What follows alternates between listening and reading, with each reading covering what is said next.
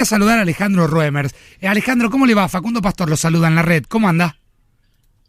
Muy bien, Facundo. Buenas tardes. Buenas tardes, Alejandro. Gracias por atendernos. Quiero dividir la nota, hablar un ratito de actualidad. Después le quiero preguntar por la novela que acaba de publicar, porque anduve viendo algunas cosas y me parece sumamente interesante esa beta literaria, que por ahí no es tan conocida como si la beta empresaria, que obviamente su apellido prácticamente es una marca, ¿no?, en este país. Sí, es una empresa familiar y lleva el nombre del apellido familiar, fundada por mi abuelo. Bueno, sí. Alejandro, ¿qué está viendo en la Argentina? ¿Cómo es ser empresario en este momento de una Argentina fragmentada y en plena crisis económica?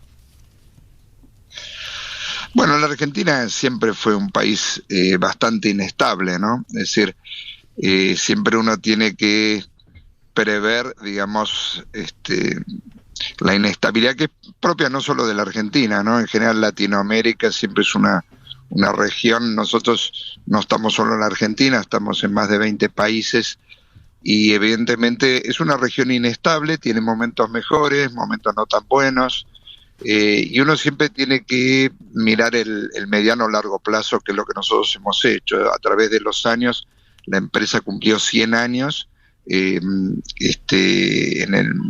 ahora en el 21, el año pasado, y bueno, siempre seguimos creciendo, invirtiendo y mirando hacia el futuro. Es decir, que no estamos solo mirando el corto plazo. Claro, y en este corto plazo, y juego un poco ahí con las palabras, ¿en el corto plazo ve futuro?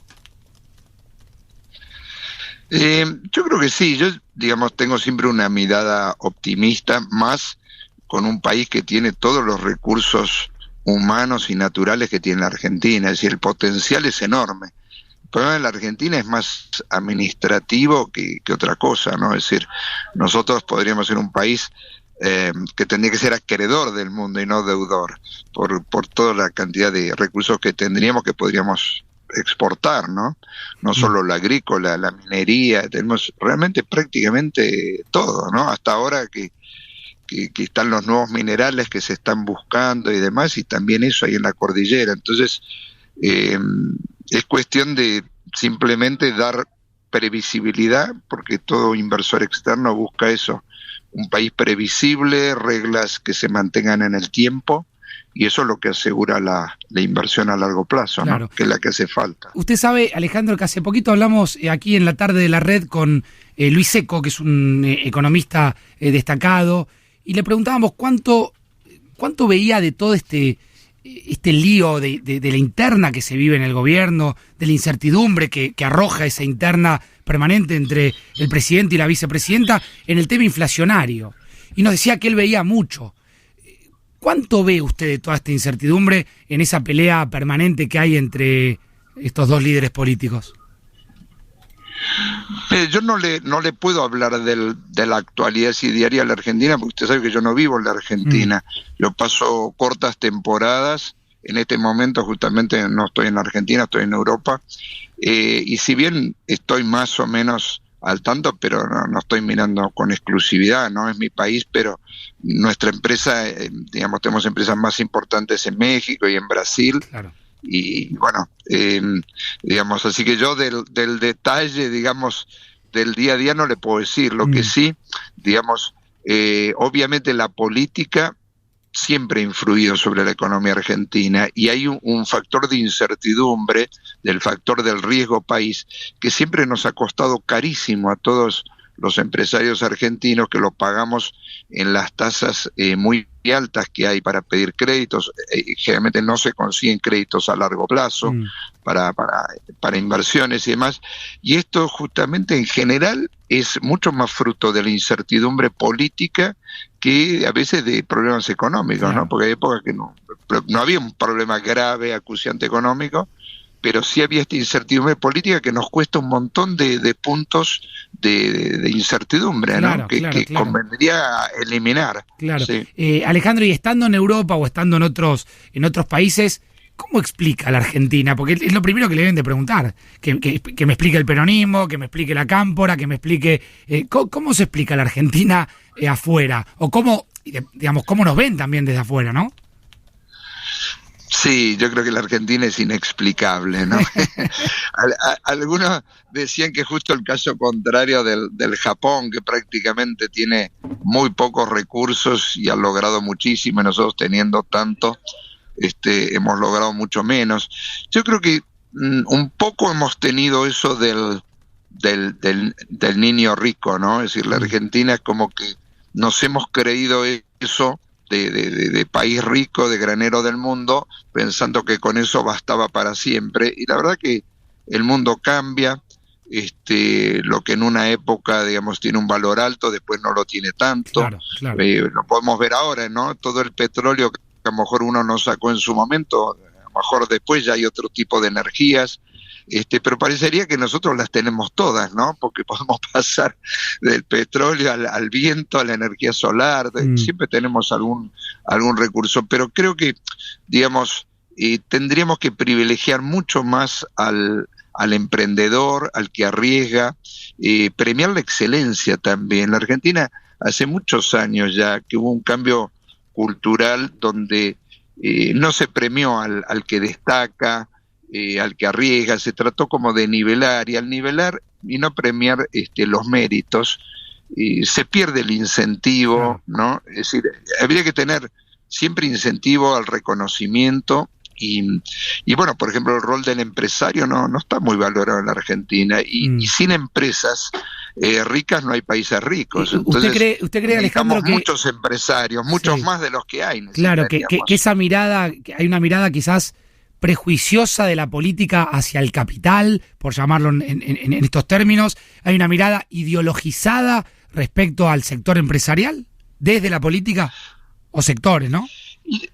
Sí, yo pienso que sí, que en distintas épocas de la Argentina ha habido un poco eso, y justamente creo que eso es lo que a lo mejor ahora habría que revertir y tratar de poner mucho acento. Bueno, si ahora se habla de los nuevos unicornios y se están empezando a descubrir, bueno, que personas que tienen talento y que han podido progresar y lo hacen internacionalmente. De hecho, nosotros somos una empresa que empezó en la Argentina, pero somos muy exitosos en muchos países, ¿no? No es que, digamos, no crecimos con ningún privilegio en la Argentina, nadie nos protegió ni nos ayudó, sino a veces lo contrario.